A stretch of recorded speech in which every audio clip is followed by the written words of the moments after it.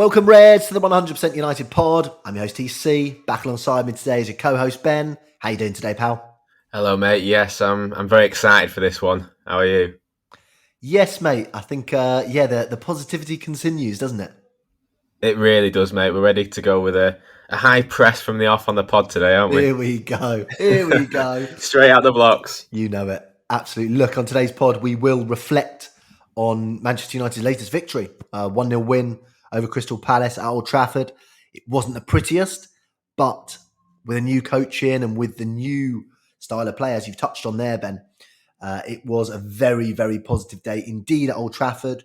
We'll look ahead. Of course, December is always seen as the first make or break month where you can build a platform on which to attack the second part of the season, or the foundations that you built in the start of the season have crumbled. So we have got a good run over Christmas. We will get stuck into that in a little bit more detail. Of course, we've got a match this week as well on the Wednesday, but that also doesn't have too much riding on it. So there are opportunities for the new coach Rangnick to get stuck into that squad and get them developing. We've also had a couple of new members of staff sign up today as well. So there's plenty to get stuck into. First though, Ben, of course, no other place to start than Old Trafford. Rangnick's unveiling in front of the United fans, and he said it was better than what he expected. I'd have to echo that. It was better than I expected as well. I would have taken a 1-0 win, but with all the positives that came with it, I was a pretty happy boy last night. Oh, me too, mate. And it's the most anticipated game I think we've had for a while, just in terms of seeing how the team are going to play, react to the whole situation. And when you look at it, and we spoke on the last pod after his first press conference on Friday, and he only really having a day training with the team, and he spoke, didn't he, after the game, and was saying it was a day, but the Manchester rain meant it was less time on the pitch, and it was a bit more video and analysis, and he wasn't able to work properly with the team. I mean, he might have to get used to the rain a little bit if he's going to get used to Manchester, but considering all things considered and the way we saw the team start the match, it was fantastic to see as a whole, and just see, obviously, whenever new manager comes in, you always expect a bit of a bounce. But I think the one thing we've been crying out on the pod is to see some sort of resemblance of what goes on in training to the pitch. And I think if we've seen that in just a day's training, if that, and going off this game, then it's a great place to start, isn't it? It is. Can we not afford a covered pitch, Ben? I always think this when they're talking about, the weather and stuff. Like, surely we're based in Manchester. We know it's going to be pissing it down all the time. Surely that'd be a good investment for the club, right? Some kind of. I know we've got an indoor training facility, but not a proper one. Not with grass. You're going to get injured on that. So might be an idea. Hopefully Ralf can put an order in for a covered training pitch. But you're right, Ben. He had minimal time to work with that team. I thought it was pretty clever the way he's gone for the same lineup, right? So he's basically he's come in and he's given confidence to the players straight away. He's not trying to say, right, this is my team. I need to make changes to try and gain authority with this group. He's gone, fine, look, you boys performed well the other day. I'm going to go with you again, but what you did on Thursday was not good enough, right? It was good enough to get the job done, but I need more from you. This is what I need. And I thought that was wise. I thought he's carried on that momentum from Carrick. He hasn't lost any of that momentum, and he's built on it. And that's what you want, isn't it, from a manager? You don't want him to destroy things. You want him to build things. And I thought that was very, very smart what he did there. Yeah, because a lot's made of him as this big tactical manager with a tactical master plan on gegenpressing, and I think that you've just mentioned there, I think it shows hand in hand is man management as well already, that he's gone with the same team. Like you said, he's gave them the order confidence, but then said, this is what we're going to do differently. And a lot of talk, there's been a lot made of which players were going to get in the team from the off, which players were going to be dropped, and all the sort of media questions being asked. But in the end, he's gone with the same lineup, a very, very different formation and style of play. But that's just showing that he's prepared. And I think in every press conference that he's had so far, he's been saying how much quality is in this squad. So he's not sort of picking, not that he's going to, but he's not picking holes in this squad. He's going what he's got and getting the best out of this squad, which is what we've said throughout the whole of this season so far. We know this squad can be made so much more. And I think the fact that, it's that man management side of him as well, that you can see that you can see from what we've seen in the press conferences already, that he's got a very very human side to him, a very honest side to him. I remember saying on the last Logical as pod. well. Yeah, and everything he says, you can understand where his thought process is coming from. Yeah, So whether it be good, bad, or great or ugly, whatever the game was, you can fully understand that he's going into those meetings with the players and telling them how he wants them to play, and you yeah, can imagine the players have a very, very clear understanding then of where to improve and where to go next. absolutely. And he's basically sent a message to everyone in the squad as well that positive results will be rewarded. That's the team that played. They got a positive result, and he said to each and every one of them, you've kept your place effectively. So it's another non-verbal message he's sent to that squad in a fantastic few days from him as well, like we say. So look, Ben, I think as we're a day removed, and normally we go in straight after the match, don't we? The post-matcher, so the pods are a little bit more emotional, and we don't have so much time to. Well, we don't have any time, do we? Maybe sometimes catch the manager's interview and then give our instant thoughts on the game. I think today, as we've got a new manager, as pretty much every player has got a new chance, or sort of fresh start, right, clean slate. Maybe we'll do it a little bit differently today. We'll go through the players one by one, right? And of course we will segue off and chat about the main events of the match and how each player influenced the match, how they fit into their new position or fit into the new style of play, and we get stuck into it that way today, Ben. Yeah, I like this. You could say Yeah. it's very much mirroring the game, isn't it? Same lineup as the last pod, but a Yes. very different tactical approach from you as well. Exactly, mate. Exactly. Well, as I say, after the match, as you well know, right? You're there with me.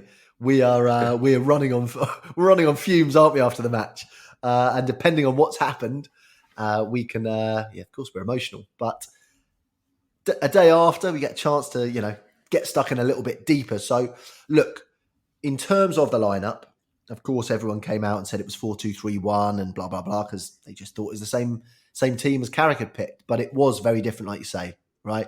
I suppose the biggest thing that stood out about the formation was the positions of Bruno and Jadon Sancho, right? Those were the ones that had the biggest job to do to make that formation work.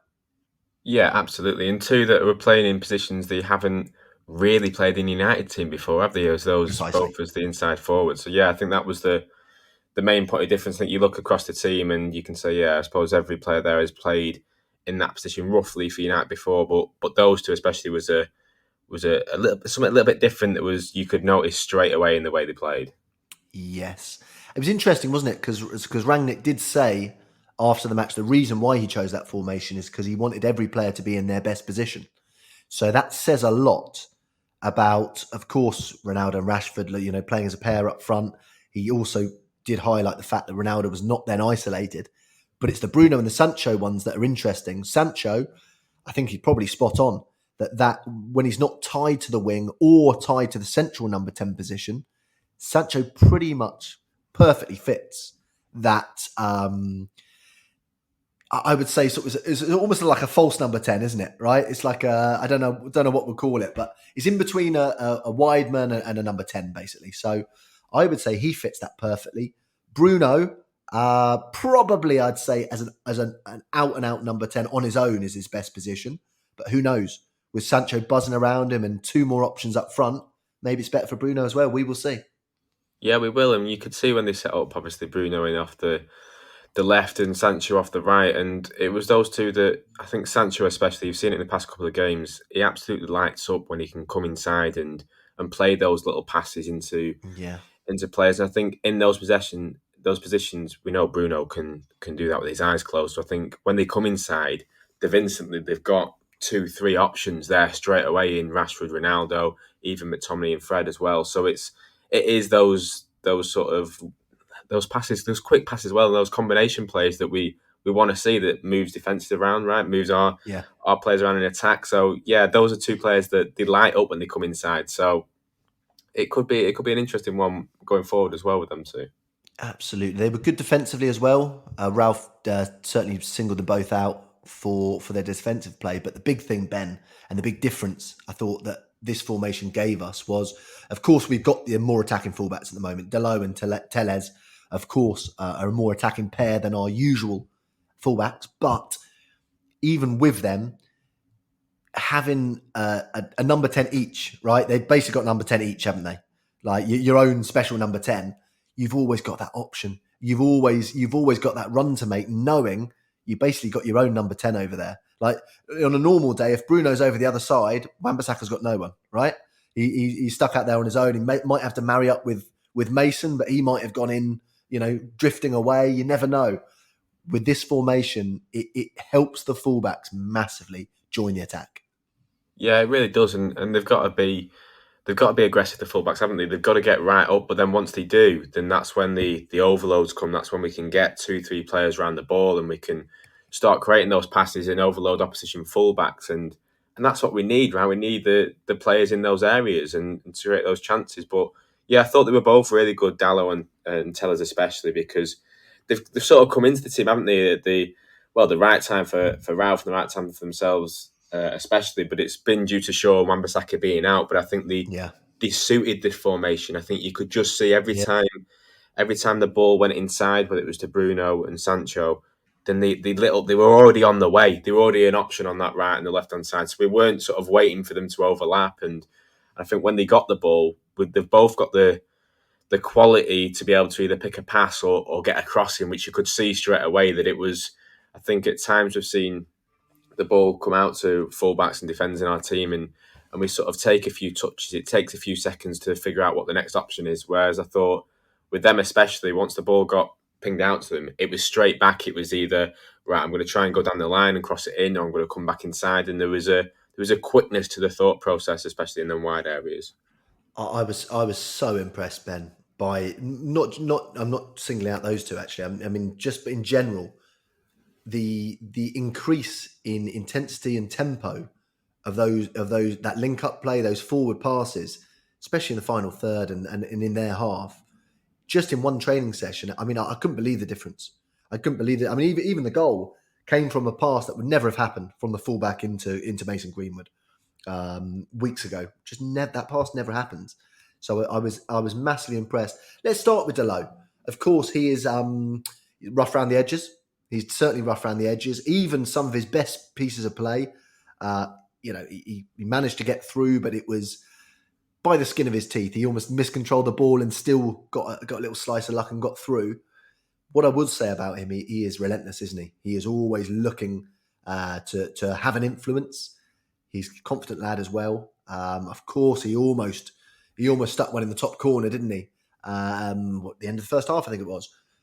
And overall, for a team, and we said this before, Ben, when we're playing a team like Crystal Palace, why not have Dalot on the pitch, right? I mean, Wan-Bissaka's not doing a massive amount of defending against a team like Crystal Palace, so these are exactly the kind of games where you have Dalot in. Of course, for the bigger games, of course, for the games when he's going to have a left wing who's going to be at him all the time, he's going to have to improve on that side of his game. But from where he was to where he is now, I'd say, fantastic couple of games.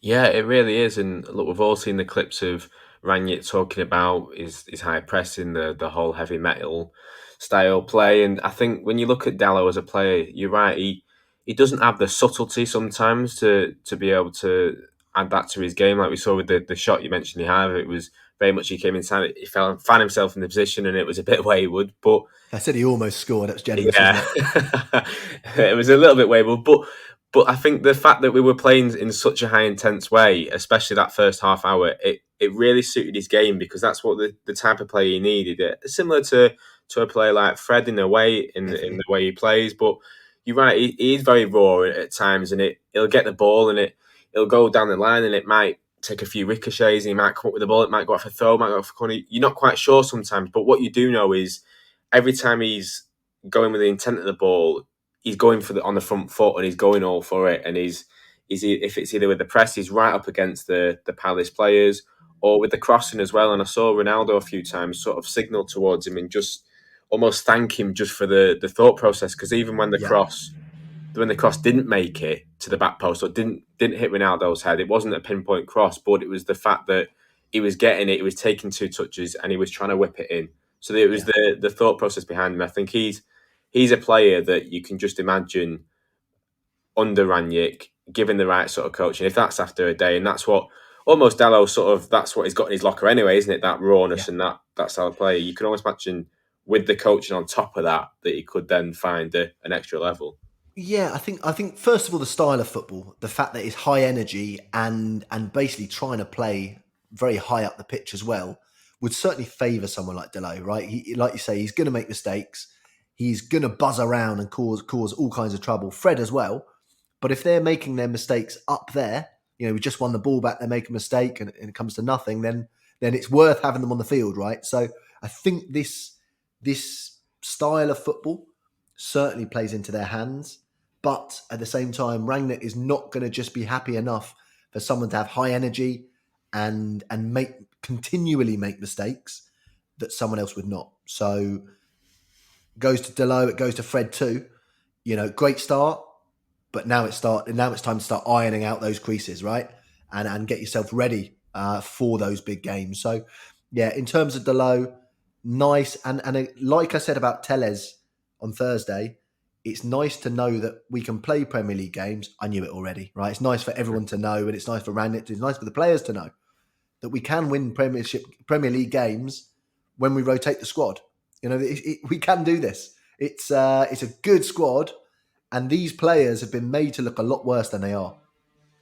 Absolutely, and it's quite a big squad as well when you look at it and you Yeah. think in every position we have got a player that can step in that does have a quality about them. You look at them two fullbacks, like we said, whether they'd have started today against Palace, whether everyone was fit or not, we don't know. But the fact that they were in was because two of our main fullbacks are injured, so that just shows you that them stepping in is the depth of the squad that we've got. And Exactly.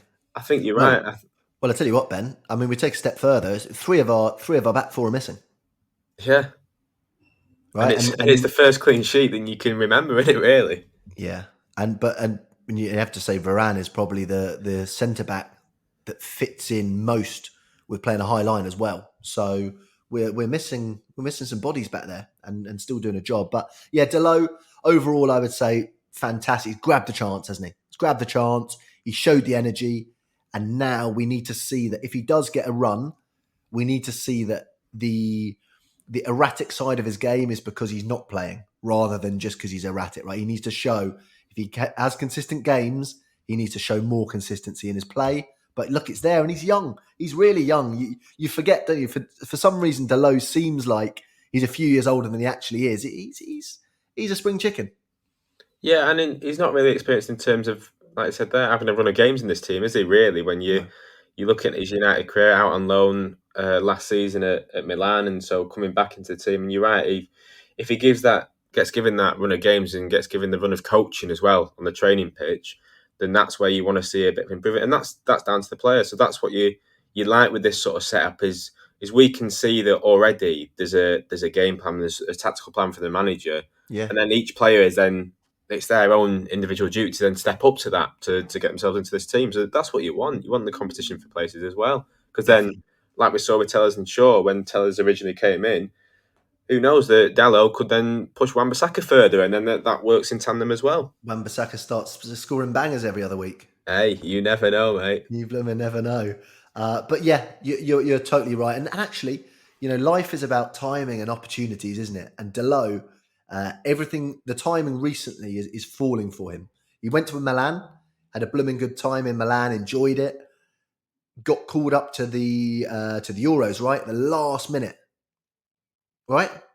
Yeah, he came in, didn't he? Was it Cancelo that was Exactly. out in the end? So he got to go and play for Portugal. I mean, unbelievable, right? And then starts this season, Ollie gets binned, and now he's got a manager, and of course Wan-Bissaka gets injured, and look where he is now. So sometimes you need the cards to fall for you, don't you? And at the moment they have. Now it's up to him. Over to you, Diogo. So shame the manager forgot your name in the press conference, wasn't it? Yeah, although again he controlled it very well, didn't he? Let's be He said, honest. "Give me a second. I'll Yeah. remember. I remember." I was thinking, "Come on, Ralph. Come on." Yeah, it's there. Come on.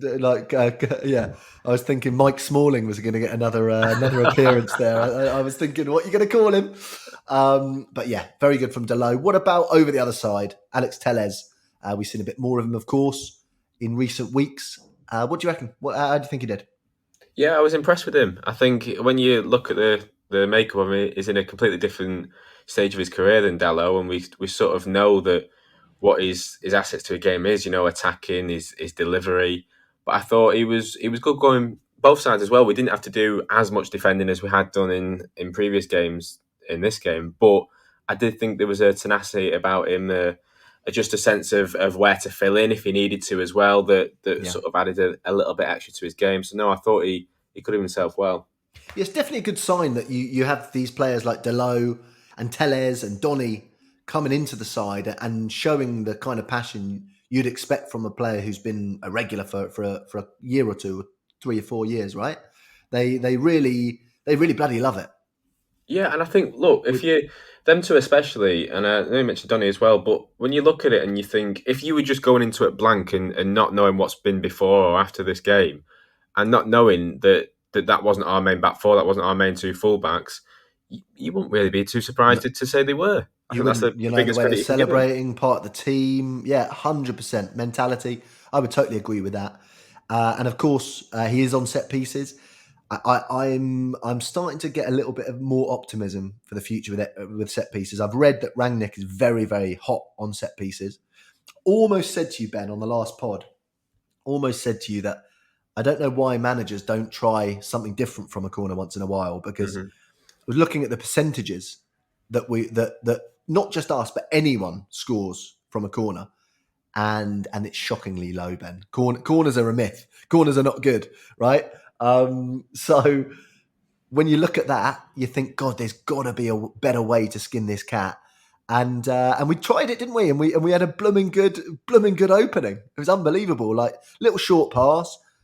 What was it? 2 or 3 passes, and we had a clean shot on the edge of the box. It was a rubbish shot, but it was a bloody good build up to craft it. It really was, and again, some sort of evidence that that's exactly what they've tried doing that on Carrington. That's come with a plan. That's not just come out of the blue. Them trying this little corner technique, and it's one again that when Ralph got announced and you were looking through the videos and stuff and hear him speak, I think it was on the coach's voice on YouTube, and he gave the quote, didn't he, that 30% of goals are scored by set pieces. So why don't we spend 30% of the time in training doing them? He said the Yes. managers don't spend enough attention to actual set piece work. And you're thinking, geez, if he's managed to do this after, again, we come back to it, but one day's training session, then Yeah. it does bode well because, like you say, I mean, and we've no one made a joke about it, about hiring Eric Ramsey in the summer and the set piece coach and then being awful ever since. But it is an area that we really, really can improve on Yeah. going forward and defending as well. 100%. And you would think, Ben, if you've been coaching for 30 years and you've been all these different clubs and stuff, you'd think you should have a couple of set piece routines in your back pocket, right? So he just goes, okay, what's the simplest one? Right, pass to him, pass to him, pass to him. Man free on the edge of the box. Right, let's do that, right? And all the lads are like, bloody hell, Ralph's a genius. I mean, I love it, but I mean, come on. It's Yeah, it pretty wasn't the easy. most complex thing in the world, was it? It was Just so a you few pass to passes, but him and you pass to him, and then generally there'll be someone free on the edge of the box. Just slip it to him, and he can have a crack. yeah, you Um, can imagine enjoying it out, can't you, on the whiteboard and everyone going, exactly. Ah, all right, oh, okay. So right. we're not putting it on the back post. No, not back post this time. Okay. But yeah, Tellers, all right. Did the job. I mean, if you're gonna keep kissing the ball before you set pieces, you've got to you've got to sling some beauties in. There are some nice ones coming in from him, but you've got to start. You've got to start banging in assists every match if you're kissing the ball that much.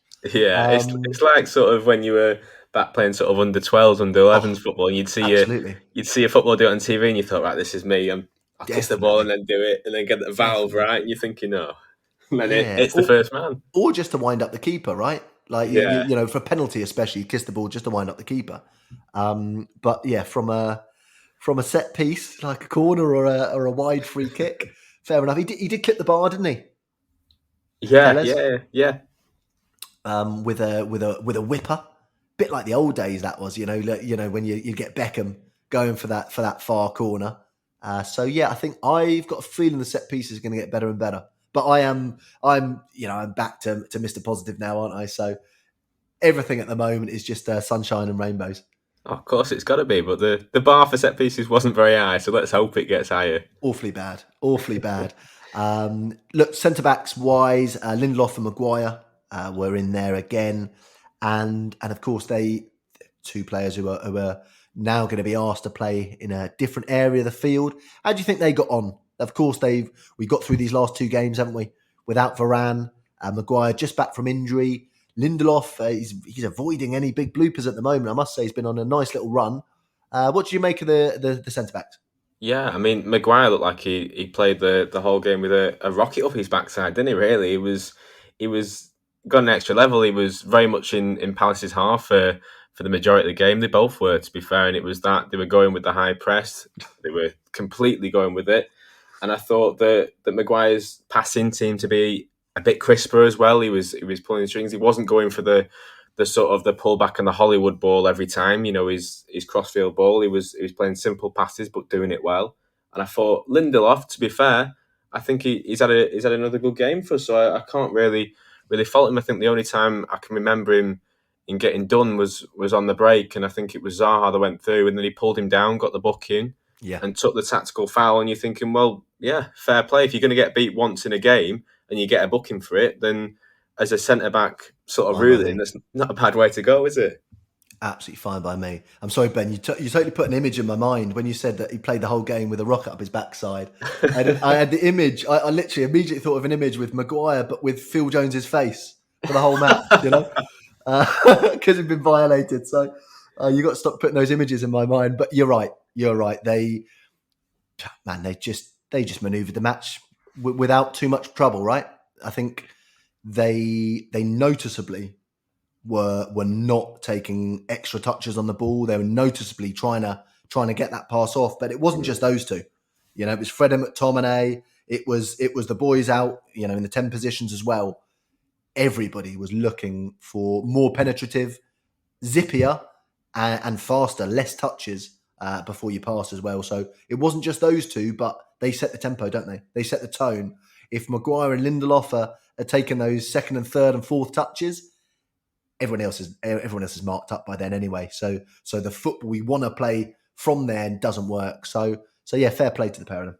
Yeah, and it was that when we were playing out from the back, it was that playing out from the back. But like you say, it was the quickness at which we were doing it, and the quickness of thought, but the quickness of play. And I think I Yes. noticed a big difference even from Thursday against Arsenal. I think there was at times against Definitely. Arsenal where De Gea had a goal kick, and you knew every time it was getting rolled to Maguire, and sometimes it was working. We were getting a few passes off, but it was going to Maguire, and then it was it was 3 seconds on the ball, and by that point, Arsenal players were pressing up, and we've seen it time and time Yeah. again this season that when we play out from the back and it's that sort of slow play, then it immediately gives the opposition that chance to go in and press, even if they don't want to. They're going to come and try and put some pressure on the ball. And I think, yeah, that was the main thing that we saw from this the way we started, but the way we just sort of manoeuvred the game. You're right. When it got to Maguire and Lindelof, it was straight out wide or it was straight forward, and there weren't as many passes across the back four. And if they No, were, they were done with the intent of them moving it back up the other side. definitely. There was purpose, wasn't there? There was purpose to everything. Yeah, And you're right, mate. I mean, I just don't see the sense. I know they changed the rule, didn't they? So that, in the old days, you had to pass it out the box from a goal kick. But these days, of course, they've changed the rule so you can have your little pal in the box with you, and the goalie just sort of shovels it to him 2 meters away, and then we go from there, don't we? Before there was no plan. And imagine you as that centre back, Ben. Even if you're a good ball player, imagine getting the ball like on your own 6-yard box from every goal kick. I mean, the anxiety. It must be off the charts, mustn't it? I mean, you're like literally given a hot potato in your own box. Your fullbacks aren't moving, your midfielders aren't moving. It's like, good luck, pal. yeah, So yeah, great to see that. But also, one thing I noticed from open play as well, you say not playing across the back four, there was a noticeable, you saw people, their habit was to look to De Gea, and then they remembered they've been told not to, right? Rangnick thinks that keeper is the worst player on the field, and he is, right? De Gea is by far the worst player on the field with his feet. And unless he's saving the ball, he's the blooming best in the world with his feet. But passing-wise, so you could see that, yeah, of course, sometimes it goes back to De Gea if it's the best option, but we were noticeably trying to kick that habit of just slinging it back to De Gea whenever we sense a tiny bit of danger. Yeah, because it's like that comfort blanket, isn't it? That I think Exactly. Yeah, you'll they've always do it if you're allowed. yeah, they got it in the heads. And you did see at times that we did it or went back to it. And you said you saw there was a moment of thought sometimes. I think when McTominay got on the ball a couple of times, there was Yeah. an almost a double take, wasn't there? And then, oh no, Am I'll I go back the allowed? other way Am I again. allowed? Yeah. Maybe a little sort of flicker of a look over to the dugout and then and then a stern German looking back at him. Yes. But yeah, no, it was a noticeable difference. I think that's one thing that look, it's only been sort of a few days in the job really for Rangnick and not had much time with the players. So hopefully we'll continue to stamp that out and you'll see that progression. But yeah, the way that I think you're right that it came back to the head and really didn't have, like you say, a lot to do with the ball in the game at his feet. But that's the best possible thing because that means Of course it is. we're in the Palace half. And I kept looking at as the possession stats were sort of flashing up, especially the first half, and I kept thinking, "Oh, we're 60% possession." I'm thinking this is how it should be. We've got the possession, but we're in their half as well. Yeah, I mean, he talked about control, didn't he, Rangnick? And he was true to his word. There was so much more control to this team moving forward. Of course, Fred and McTominay, they've been criticised from all angles. They've also been praised, of course, for their passion at times as well and doing the job when they need to. Uh, in this formation, it's going to be different for them. They both, I've said before, I see them as high intensity, high energy, but rough around the edges players. And in this formation, they obviously have more of an opportunity to use those physical attributes of hassling and harrying. What do you reckon? We'll start with Fred. Of course, he got the goal, didn't he? And we did discuss this. We discussed this. We discussed it on Friday, didn't we? Or We did, Saturday? Sorry, after the Arsenal game. yeah, we did because we said he's often been the fall guy, and that there just could be a bit of a changing of the tide on Fred. And look, I'm not saying Prophetic, wasn't it? yeah, it was pretty good prediction from us. Let's just say that. But yeah, look, he had a very good game. He got the goal with his right foot that everyone has joked about since. Even Ralf said he had to check with his assistant, didn't he? Yes. If it was actually Fred that had scored with his right foot as well, there was a little bit of the joking going around the campus. It seemed you can imagine the training sort of days afterwards as well. But yeah, I thought he covered himself really well. And you're right, in this formation with having the two in there because they're not as deep and because they're a bit more connected with the rest of the team and how the not just the formation but how the play works in terms of a player getting on the ball. Like we've said, the quickness Yeah. of play, but the options then around you could see Yeah. players the movement, the options. So much better. It means you're asking Fred and McTominay, but you're asking them to play sort of 5-10 yard balls very quickly, but not asking too much from him. I think it creates less of an onus on having that deep defensive midfielder that has to do it all, that has to tackle, has to spray balls about. 100%. And they work the 100%. system better, don't they, both of them? Yeah, and they're just operating in a different area of the field, aren't they? Because the centre backs are higher up, which pushes them higher up. Instead of them getting chopped hospital balls on the edge of the box all the time, they're actually and like you just expressed as well, they've got they've got a number 10 each as well, right over there. So it's not just double mark Bruno in the middle that you have to find. Otherwise, you have to go wide to the winger that is right out there. Your double number 10 in the fullbacks now are in positions, and this will get better as time goes by, that they won't have to look at where those fullbacks are. I know. I mean, I was watching Ben Foster's podcast again the other day, wasn't I? And he was talking about these modern teams and their uses of fullbacks and stuff, and that you will see. He mentioned Jordan Henderson. He said that he get the ball and he doesn't even have to look. He knows that he can play the ball out to the fullback, and he doesn't have to look for that one. He knows that it will be there. And if he plays the ball and the fullback's not there, probably what would happen is Klopp would slam the fullback, not Henderson, right? So having those options, having those patterns that you can rely on when you're in a spot of bother, or you just need to play a one-timer and you're going to be in, you just ping it wide. So that is going to help Fred no end. We compared him, didn't we, to Henderson? We said that Henderson was crap when before Klopp came in, and now look at him. So there you go. Good start from Fred.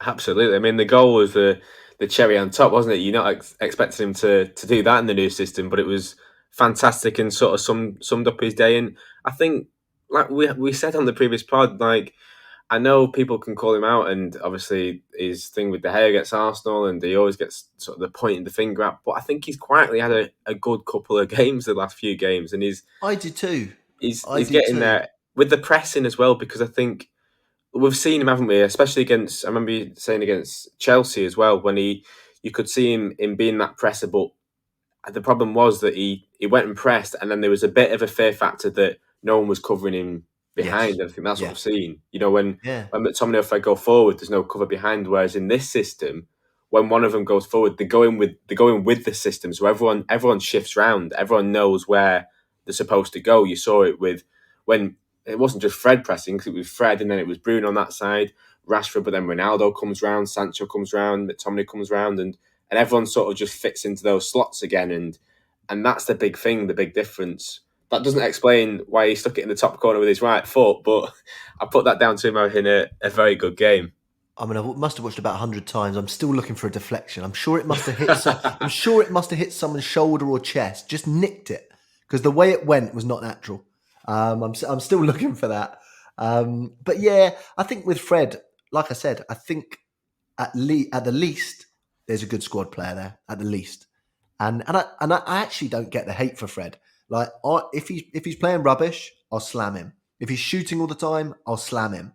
But like, people slag him off as if he's like a bad player and a horrible bloke. He's a bloody lovely guy. Never stops smiling. Speaks. He's obviously a super nice guy, passionate for United, desperate to do well for United. So I don't get. I sometimes just think it's a bit. It's a bit cruel that players that people get stuck into a player. They just keep going and going and going. I will criticise the performances, but some of the other stuff I think is a bit too much.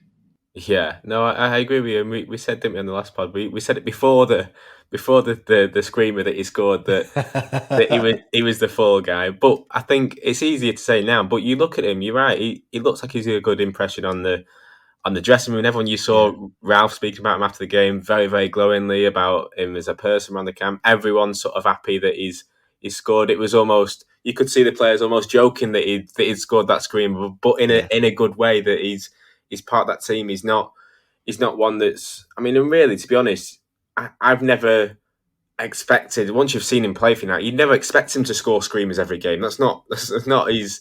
It's out of his duties, as it were. yes. But But I what he also, could be, like we said, is a very good player in this system. yeah, I also don't expect him to shoot every game though. I will stick by that. Well, You let's know, hope not. that's what I'm sticking to because this goal, I don't want this to kick off a blooming, a machine gun tirade of Fred shots for the next 6 months, right? Because I'm worried about it. But at the moment, look, again, everyone's got a clean slate at the moment, so good start from Fred as well. What about McTominay? McTominay for me, I think that it's crossroads time, isn't it? It's Mm. big time crossroads time. He's played under the last two managers. Mourinho loved him. He was creating special awards for him, all the tricks. Ollie stuck by him a lot as well. McTominay played a hell of a lot for Ollie. But in terms of improvement, in terms of development of the player that we saw when he came through, we haven't seen as much as we could have, I don't think. And for me, with Rangnick coming in, this is the golden opportunity. You either listen and you either learn super, super quickly, or it's probably going to be the end of the road for you. So I think it's the perfect situation. Like, if I was McTominay right now, I'll be thinking, right, this is me. This is the moment when I become that player I should be. Yeah, time to step up, because Yeah, we've seen different glimpses of Scott McTominay in terms of what type of midfielder he is as well, haven't we? We saw him go on that run. Was it the start of last season where he went on a run and he was scoring quite a few goals, and we yeah. thought, oh, is he then going to kick on and be this sort of goal scoring midfielder? Is he going to go that way? And he never really kicked on from that, and then went back into defensive role, and then we've seen him have limitations that way as well. And look, I'm a big fan of Scott. He's clearly got the qualities. He's got everything in his makeup to really go and push on. But you're right, it's that stage of his career now where, look, he's come through the academy. He's liked, I think, as a whole, I'd say, by the United fan base. And I think pretty safe in saying that. Yes, yeah, But you're right. It's times now because a lot's been made about our central midfield, and let's be honest, if there's one area of the team that a manager is going to sign a new player, it's probably going to be that central midfield role. yeah. So you're right. It's step up time for both Fred and McTominay, but I think especially McTominay. You're right. Just to figure out what type of midfielder he's going to become in this system, because in his own career, in terms of age as well, it's when he's sort of developing into that as well, and into sort of looking into the peak of his years of his career really in that role, and thinking, right, where do I excel now? And look, we saw him. I remember seeing him over lockdown when he was posting screenshots of him doing a 10K in a record time, and Yes. He must have the makeup to be a fantastic athlete. But you're right, it's just where next for him. So it's right. It's a challenge which it should excite him more than anything.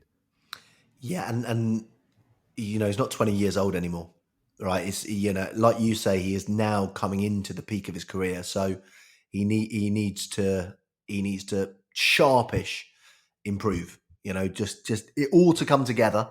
I mean, like you talk about the goal scoring. Don't forget he played up front, didn't he, for the 18s? And he's played in different positions, and maybe it's the same as Fred. I've said it 1,000 times. Fred and McTominay are not the boys to hold the midfield. It's just not them. That's just not the main asset you've got to have in that position is positional intelligence, and neither of them have it for that position.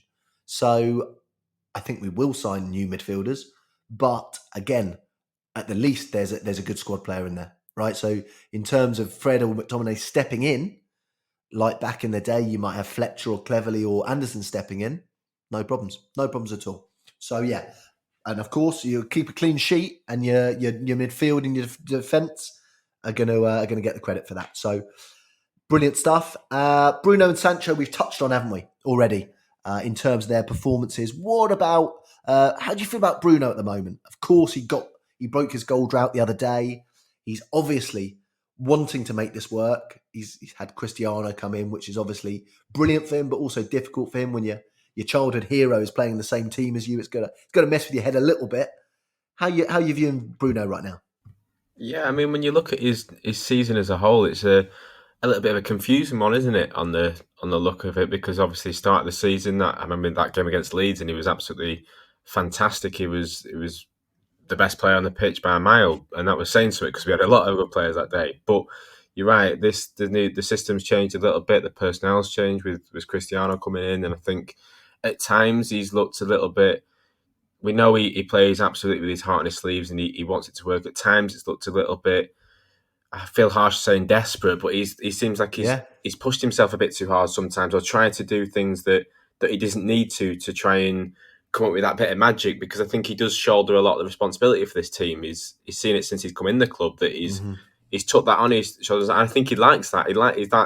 He's that captain, that leader type of figure in this squad, and I think he likes to have that responsibility. But I think you're right; it's a difficult one. I think you just want him to relax a little bit now. We've sort of got a clear. I mean, you saw it even at the end of the Ollie reign when he was sort of telling the fans not to boo Ollie, and you think you just want him to just relax into this team a little bit now, and just play some of his good football, and play some of his best football, and know that everything around him is calming down a little bit now. It's important. We need to be winning games, of course, but the whole structure around him, the team seems to be a little bit calmer. People fitting into spaces a little bit more. So I just want him to relax into the team a little bit now.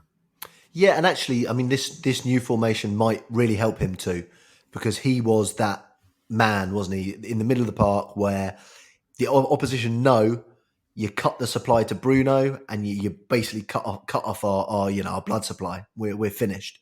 And now, when you've got a zippy winger like Sancho playing alongside you as well, not only you've got more options in terms of picking people out, you've also got more passing options for the man in possession to go for. So you have less pressure on you too. So it might be, whether this formation lasts or not, but temporarily, I would say again, it will benefit Bruno in just not him being the sole creator and the sole, everything went through him before, didn't it? Everything went through Bruno. So again, a positive. What about up top? Rangnick said that he likes Ronaldo to have a partner. I would probably echo that, I think. Up front on his own in a big game, that's fine. But he partnered him with Marcus Rashford, of course. What do you make of the front two? Yeah, I thought in terms of the way they played in the system, I thought very good. I thought, like you mentioned, Ralph saying there about Ronaldo having a partner, I think it did work because not only was the less of an isolation problem for Ronaldo when the ball comes up to him. At times, I've seen him in the past few games. He's come a little bit too wide or a little bit too deep when we need him in and around that box to when we win the ball back to get it to him basically.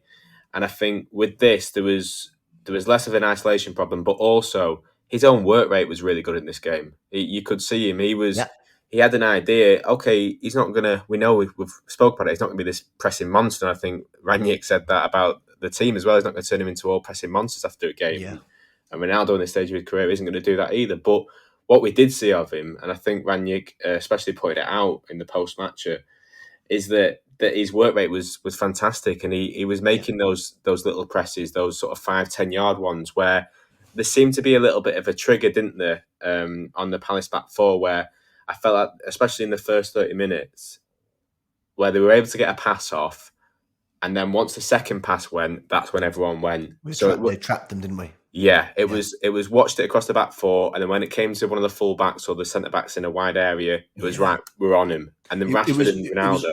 yeah, it was almost like Ronaldo had the job to basically just do that first sprint, right? Yeah, To make him pass to the second man, and then the pack will attack that second man. yeah, and it And was so Ronaldo that just has to basically cut off the pass from the man he's just closed down. So yeah, he's got the least running to do, but he's the one who triggers it.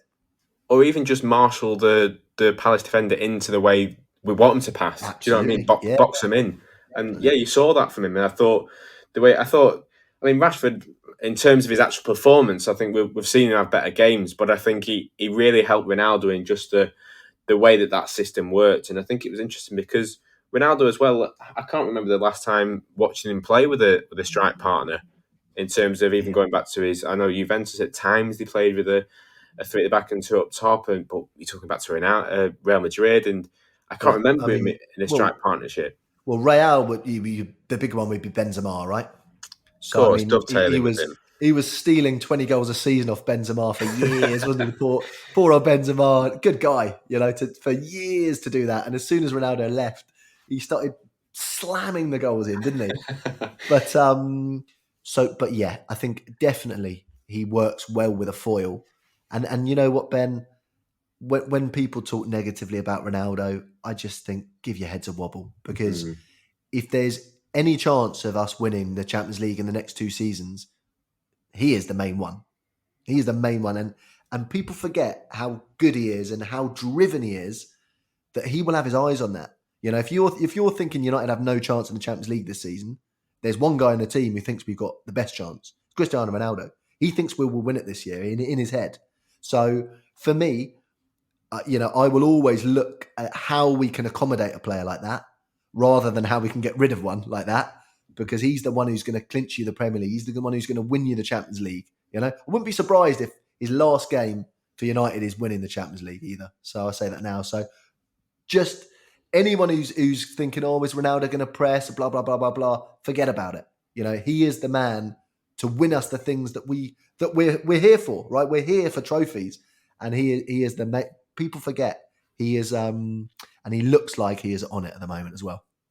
oh, absolutely, and you're right. It's finding that balance, and Ranić talked a lot about adapting to the players and the players adapting to him, and it's exactly that because without Ronaldo in this team, at times you could say, okay, you take Ronaldo out and you put a striker in there that's going to press all day, Yeah, but then you take out a lot of quality in that team, and you're thinking Ronaldo takes us to that extra level. You're he right does.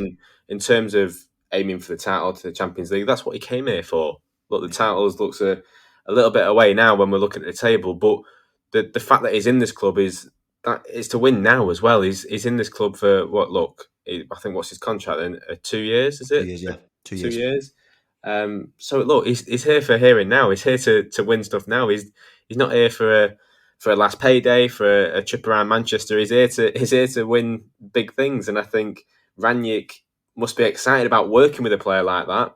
And then you could see Ronaldo, in the way he played, is clearly excited about what Rangnick himself can bring to United. And look, it could be a nice little connection, a nice little combination that we can find. And I think that's Absolutely. what this system seemed to get the best out of him, Yeah, really.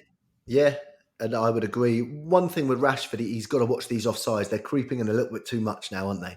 And they're not those. They're not the offsides where he's making like penetrating runs all the time. There's a few offsides that have been a bit lazy recently. Not to mention the one at Chelsea. God alive.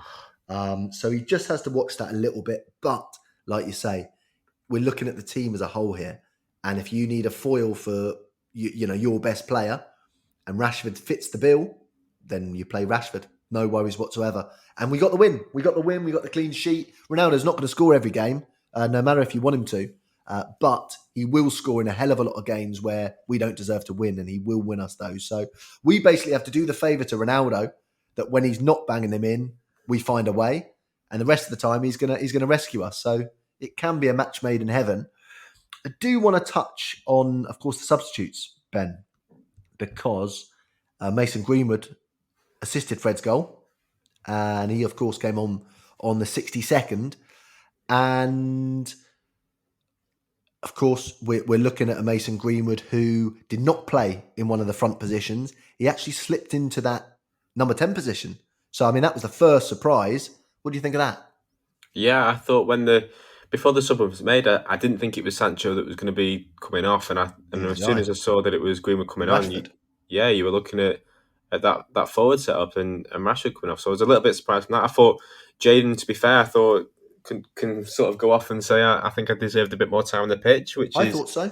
yeah, I think he covered himself well, but yeah, Greenwood coming on in that right hand side, and you're thinking, okay, this is going to be interesting to see how it works. It's a position that we've seen him higher up on the right in terms of being sort of a proper winger or inside winger coming in on his left, but that can he add that subtlety to his game to it? You're right, being one of those number 10 kind of positions, and Yeah, it was an interesting one. Obviously, we saw it from the goal. He was able to lay off a nice little pass there and have that foresight that maybe at other times early on in his career he might have gone for a shot himself. definitely So would have. yeah. So we know he's got a deadly left foot. Although I think he did spoon one quite far wide at one point, didn't he? Couldn't believe it was him. Yeah, When he shot it, I thought, who was that? Because I couldn't yeah. believe it was Greenwood. I thought it was Delo. Um, yes, mate, you are spot on. He would have shot at other times. Maybe it was the fact that he was in the attacking midfield position that he passed rather than shot. If he was named a striker for the day, maybe he would have shot. But what I loved about it is the fact that he's picking up the position in the box. The ball fired into him from Delo was something that we don't see. We don't see from United in well, God knows how long, so long. You see that ball fired in, Greenwood controls, popped it back to Fred. Who knows? Who knows how it got in, but it did. And yeah, when you come on in the 62nd minute and the goal was scored in the 77th, and you set it up, no matter how you played, and even if you looked a little bit rough around the edges, you've done your job there. You've come on and you've had a massive part of winning us the match. So I can't criticise him. No, he's had exactly the type of impact you want from a sub, hasn't he? He's had a major hand in the goal, but not taking away from anything away from Fred's right foot strike. But yeah, it'll be an interesting one with Mason as well, how he's going to be used in these systems that we play, because it might not be a 4-2-2 every game. We might change up. I wouldn't be surprised if we saw Greenwood in one of the striking positions as well as in one of those number 10 positions as well. Yeah, This week we could see him play up front. I wouldn't bat an eyelid if that happened as well. So it's going to be an interesting one to see where he goes. And we've said a lot about how he's adapted his game in the past sort of, well, really like 18 months, hasn't he, really, to yeah, go from that initial, well, he's still got that hot shot in him, but that very much that raw can bang a goal in from anywhere type of player, to add subtleties to his game and add that link up play. And we've seen that before he had a bit of a spell out of the team with injury. But yeah, it'll be interesting to see, because obviously he's the age profile and the talent profile where you can imagine a manager like Rangnick coming in. That's exactly the player you want to look and seeing your team, isn't it? With that ability and that sort of not naivety, but that footballing brain that's still yet to fully develop into what he can be. I'm salivating at the prospect, Ben. I Yeah, think if Rangnick can just, even if the influence is just simply to teach him how to pick up little pockets of space with the ammo that he's got in those feet, left and right, if he just, that is a diamond that does not need much polishing at all. It's already an absolute beauty, but just with a little couple of touch ups, it's one of the best in the world. So yeah, I am so excited, and you know what? I'm so excited because if he doesn't fulfill his potential, I can look at it and go, look, he had all the chances in the world. He had all those minutes under Ollie, and then he had a coach in who's done so many great things with these young attacking players. If he didn't make it, it's because of him. So he has all the opportunity in the world now. And again, great start, set it up. He needs to manage his use of the ball better. Of course he does, especially he's going to play in that offensive midfield position. But set up the goal and yeah, for Mason Greenwood, just kick on, right? And he will play against young boys, I'm sure, probably the whole 90 minutes, I would expect. And it'll be a chance for him to get some more goals under his belt and stake a claim for the future. So yeah, again, the positivity continues. yeah, and get some more game time under his belt as well. That I think he needs coming back into the side at the minute as well, and just getting back into that rhythm again. Like look at his talent, his ability. The fact he's so 2-footed, he could play across any one of them front four positions really. And in the Yeah. right system, you could see him shining. So yeah, Yes. it's exciting for him for the future. But imagine it. Imagine if he just gets the level of coaching that allows him to just have a tiny bit of extra space every time. If he Yeah, just have that extra little split second, it's going to be carnage, absolute carnage.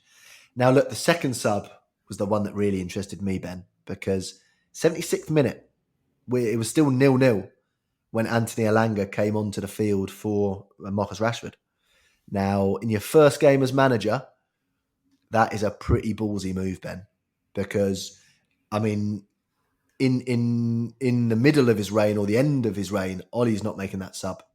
There's no way he's bringing on a youngster like Elanga with over 15 minutes to go, including injury time, at 0-0. Never happening. I'm not, and that's not me digging Ollie out. It's just the truth.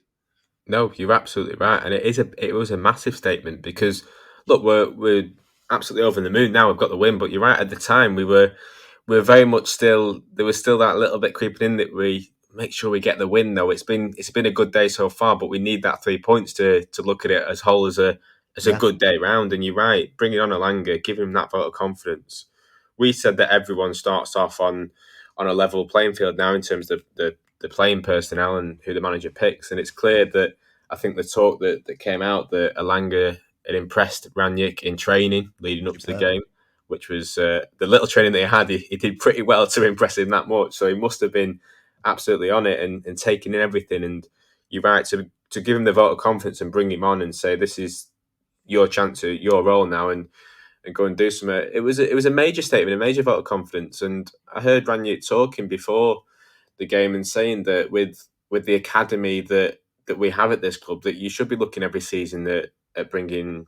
I think he said 2 players into the first team fold, and but Yeah, that's something that we have been good at United throughout the years. But to do it in such a way and give them the vote of confidence straight from the off, you're right because it'd be easy to do it against young boys, wouldn't it? When we're already through and of you course. play some kids, you bring them all on and go Yeah. and get your minutes. But you're right to give him the vote of confidence. Imagine how he must be feeling after that as well. 0-0 first match. Imagine Elanga had made a mistake and we Yeah, lose 1-0. Everybody's like, Rangnick, what's he doing? So, yeah, fantastic stuff. And look, the way Rangnick plays is high intensity. And normally, in a normal situation, he's going to fill those players full of gas before the season starts to try and last the season. Also, over in Germany, you've got to remember that they have a winter break.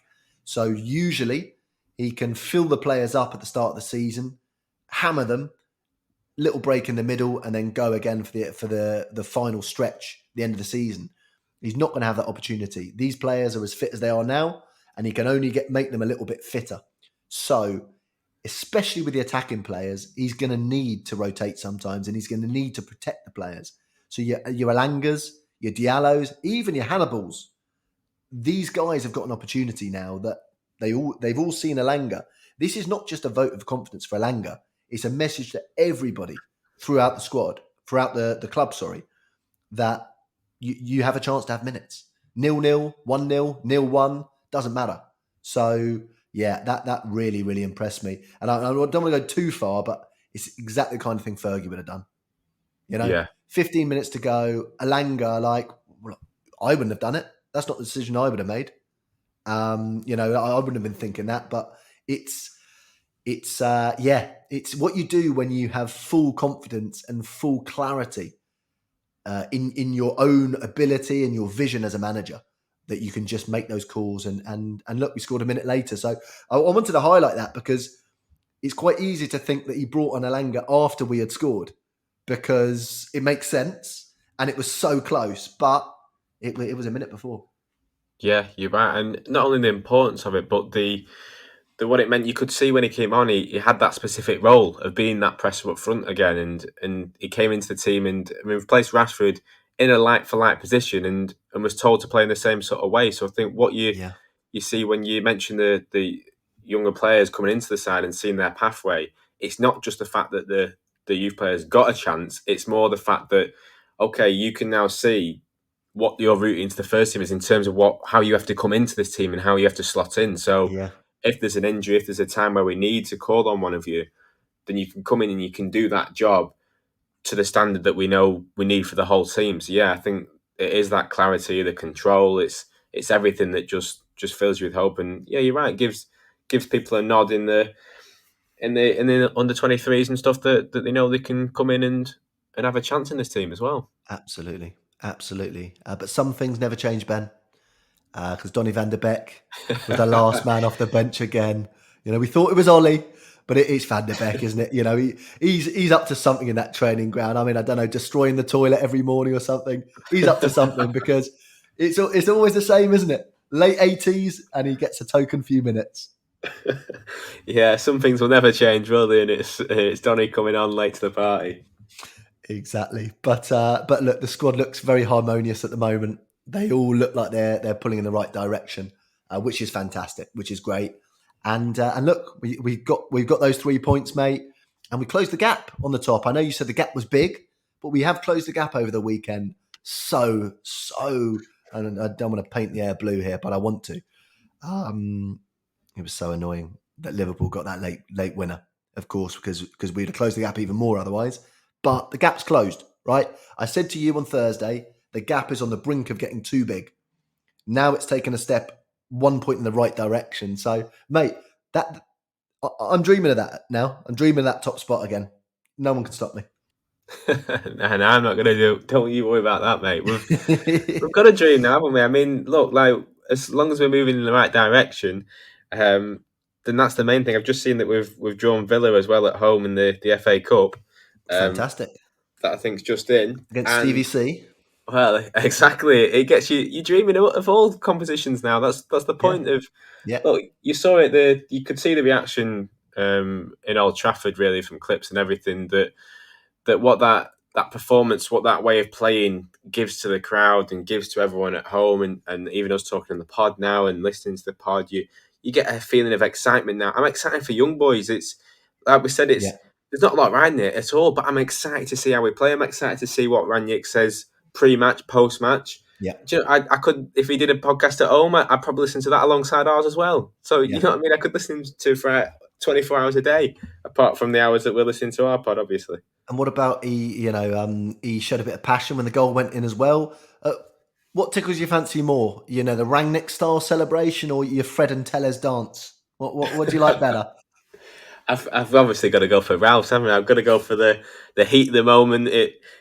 It's just all out there. Your passion's in it, rather than the one that Fred's. I mean, he's only had one training session to practice it, but he's done it, hasn't he? These Brazilians, dear me, party too much, don't they? Party too much. How long's he been saving that one up for?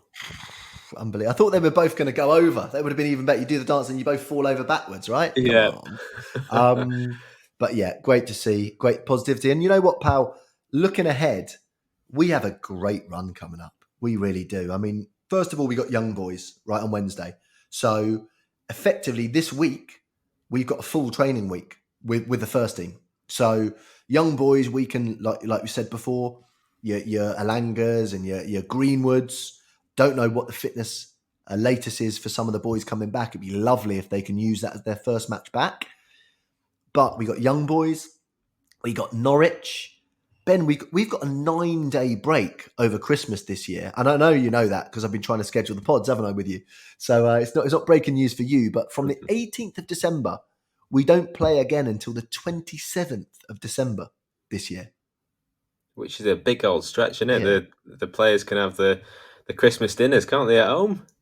Well, Christmas dinners. I mean, one thing I first have to say is that we haven't got a Boxing Day match this year, which breaks my heart because Boxing Day is pretty much a guaranteed 3 points and just a fantastic day, isn't it? You've had Christmas, you wake up and you feel like don't feel the best, do you? On Boxing Day, you roll over. But, you get a couple of drinks inside you, and basically, we either go to the match or we watch it on the telly, and everyone prays that United win so I don't ruin dinner. But that's Boxing Day, so I couldn't believe that, but.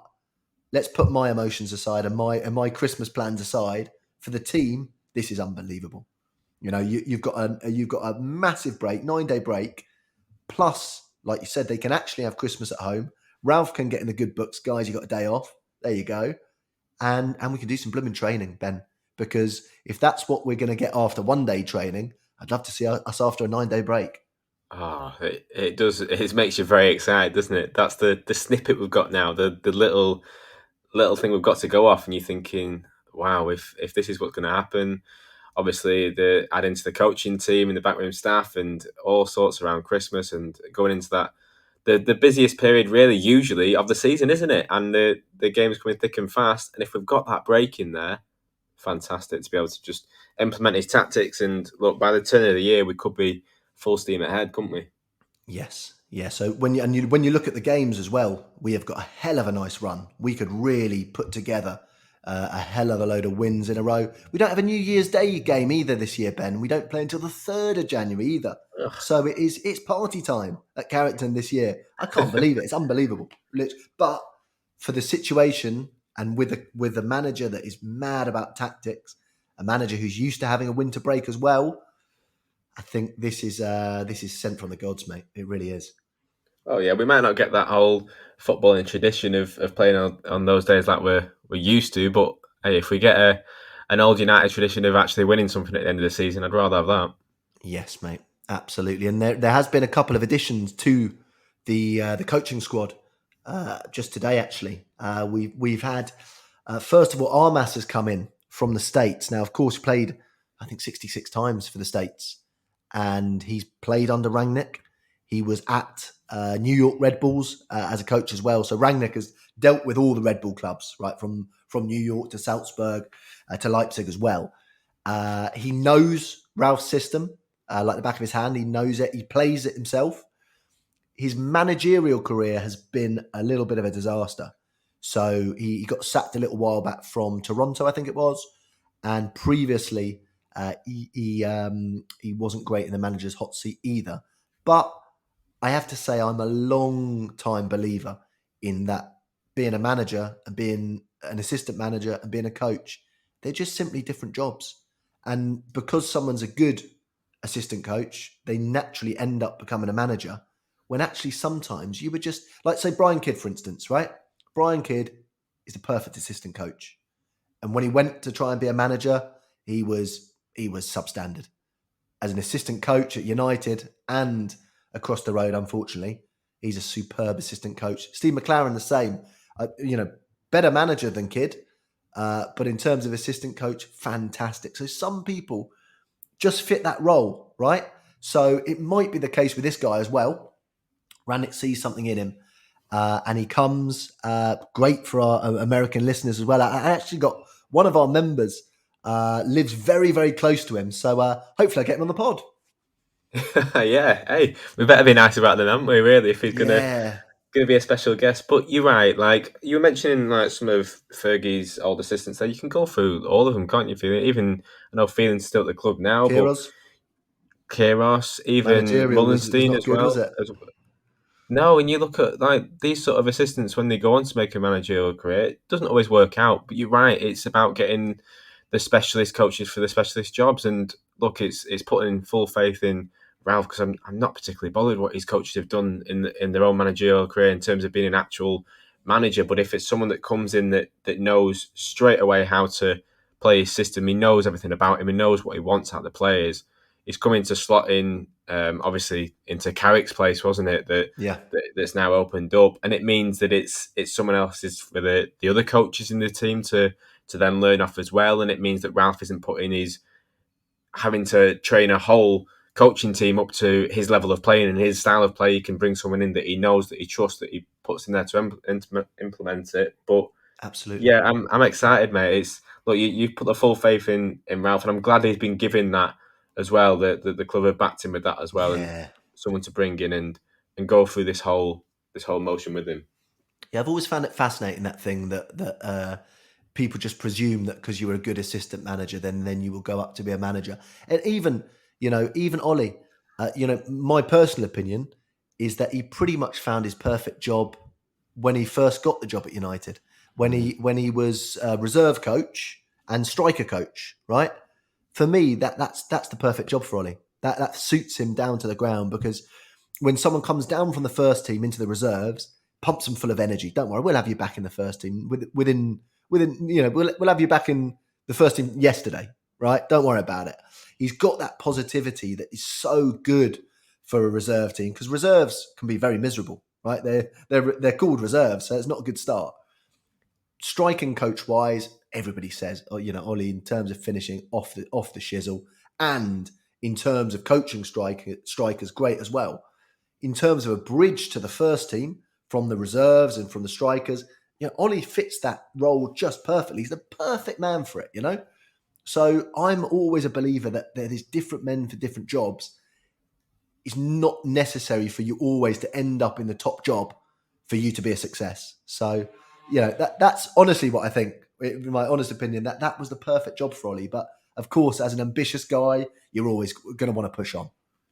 Oh, of course. And look, these are all ex-footballers that we're talking about as well. And we know that from their own career, the whole mentality they've had through their life in terms of football is, how can I better myself? How can I get to the very Exactly. top? And when the timing comes up, and if you're a coach or whatever role you are, and you get offered a managerial role, then Of of course course you you're going do. to back yourself to go into it, to Yeah.